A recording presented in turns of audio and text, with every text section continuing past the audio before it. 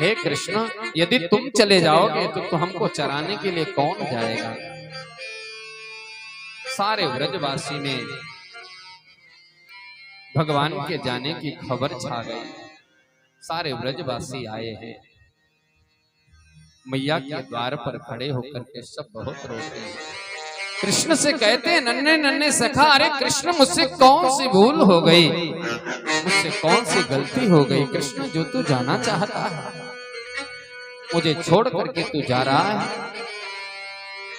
भगवान ने कहा, नहीं ग्वाल वालों, नहीं सखाओं, मैं परसों वापस आ जाऊंगा। सखाओं ने कहा, नहीं कन्हैया, हमें लगता मुझसे कोई भूल हो गई, कोई गलती हो गई है, जो तू मेरा साथ छोड़ करके जा रहा है। भगवान सारे ब्रजवासियों को बहुत समझाते हैं और प्रातः होता है, भगवान विदाई लेते हैं। 11 वर्ष 56 दिन के कृष्ण वृंदावन छोड़ करके मथुरा के लिए प्रस्थान करते हैं। कहते हैं, जैसे ही रथ में बैठ करके भगवान चलने लग जाते हैं ना, सो मैया दौड़ करके आती है और मैया कहती है, कोई 1 मिनट रथ को रोको तो सही, 1 मिनट मुझे कृष्ण से जरा बात तो करने दो। रो करके मैया कहती है, कन्हैया, तुझे याद है ना, थोड़े से माखन के लिए मैंने तुझे उखल से बांध दिया था, उस माखन को कभी याद मत करना। मैंने थोड़े से माखन के लिए तुझे उखल से बांध दिया, क्योंकि न चांतर न बहिर्यस्य न पूर्वम नापि चापरम पूर्वापरम बहिश्चांतर जगतो यो जगच्चया। न जिसके आदि का पता है, न जिसके अंत का पता है, उस ब्रह्म को मैंने थोड़े से माखन के लिए उखल से बांध दिया। हे कृष्ण, मेरे उस माखन को याद मत करना। भगवान रोते हुए आए, मैया के चरणों में लिपट गए। मैया, मैं सारे संसार को भूल सकता हूं, पर उस तेरे माखन को नहीं भूल सकता। मैं तेरे माखन को नहीं भूल सकता। भगवान रथ लेकर के चलते हैं। सारे ब्रजवासी, सारी गोपियां मानो आकाश की तरफ देखती हैं और विधाता से कहती, अरे विधाता, जरा भी तेरे हृदय में दया नहीं है, जरा भी तेरे हृदय में करुणा नहीं है।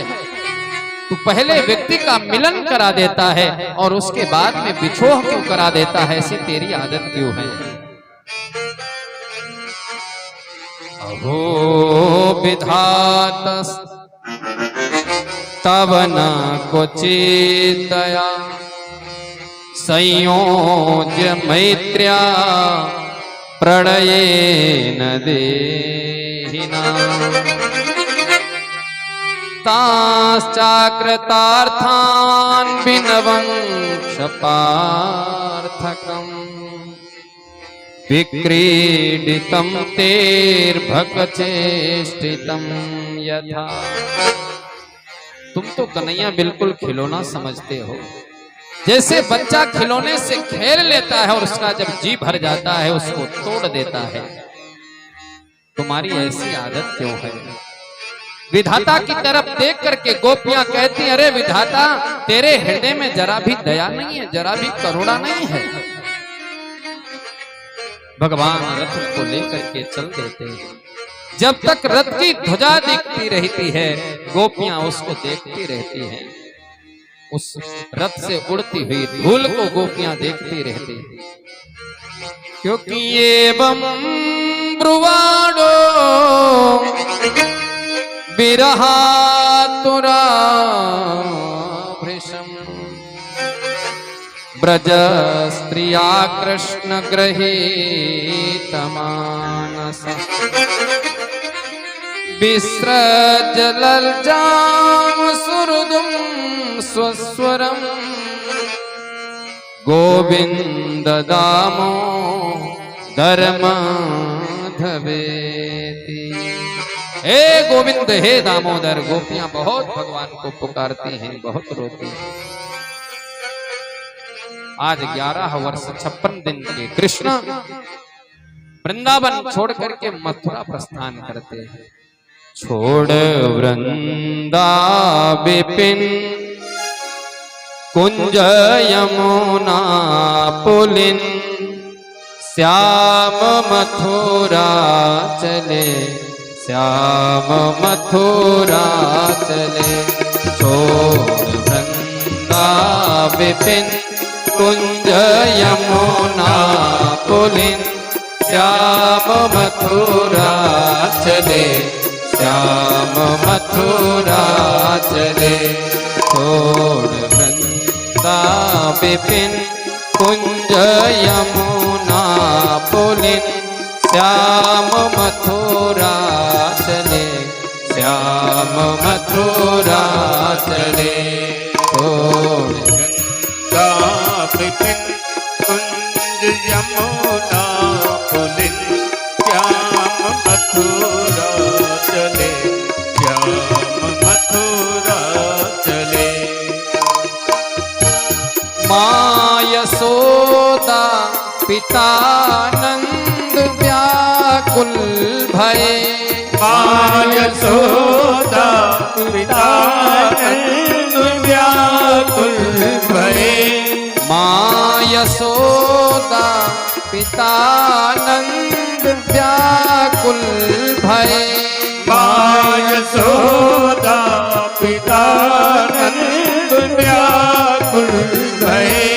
ग्वाल रोए हमारे कन्हैया चले, ग्वाल रोए हमारे कन्हैया चले।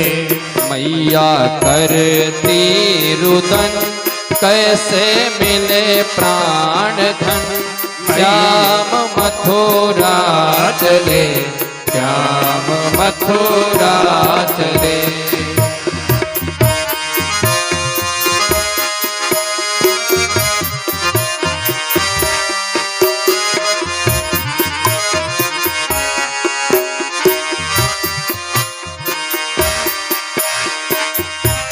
क्रूर अक्रूर कृष्ण को ले गयो, क्रूर अक्रूर कृष्ण को ले गयो।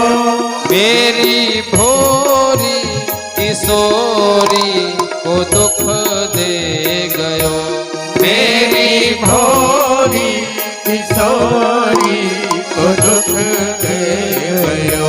गैया करती रुदन कैसे मिले जीवन धन, गैया करती रुदन कैसे मिले जीवन धन। श्याम मथुरा चले, श्याम मथुरा चले, श्याम मथुरा चले, श्याम मथुरा चले। छोड़ वृंदा विपिन कुंज यमुना पुलिन श्याम मथुरा चले, श्याम मथुरा चले। श्याम मथुरा चले, श्याम मथुरा चले, श्याम मथुरा चले, श्याम मथुरा चले। आज 11 वर्ष 56 दिन के कृष्ण वृंदावन छोड़ करके और मथुरा प्रस्थान कर गए। छोटे छोटे सखा भगवान के साथ में गए, जाकर के भगवान का मथुरा में बहुत स्वागत हुआ है। भगवान गए हैं रजक धोबी के पास में, वहां जाकर के रजक धोबी से कहा ये हमारे नन्हे नन्हे सखा इनको वस्त्र दे दो। रजक धोबी ने मना किया, भगवान को मारने के लिए दौड़ा तो भगवान ने एक तमाचा दिया, सो एक ही तमाचे में रजक धोबी का उद्धार हो गया। उसके बाद भगवान गए हैं, कंस ने सुंदर पहलवानों की तैयारी करा रखी है। भगवान उसके यज्ञ में पहुंचे कंस के, और जाकर के भगवान ने पहलवानों से युद्ध किया है। मल्ल युद्ध हुआ है, भगवान ने पहलवानों को परास्त कर दिया। बलराम जी ने मुष्टिक को पकड़ लिया और कृष्ण ने चाणूर को पकड़ लिया और दोनों का उद्धार कर दिया है। उसके बाद भगवान ने एक छलांग लगाई, जाकर के धनुष को उठाया मेरे प्रभु ने और धनुष का खंडन कर दिया है। बोलिए कृष्णचंद्र महाराज की जय हो। भगवान ने धनुष को तोड़ा, एक छलांग लगाई मेरे प्रभु और कंस के सिंहासन पर पहुंच गए।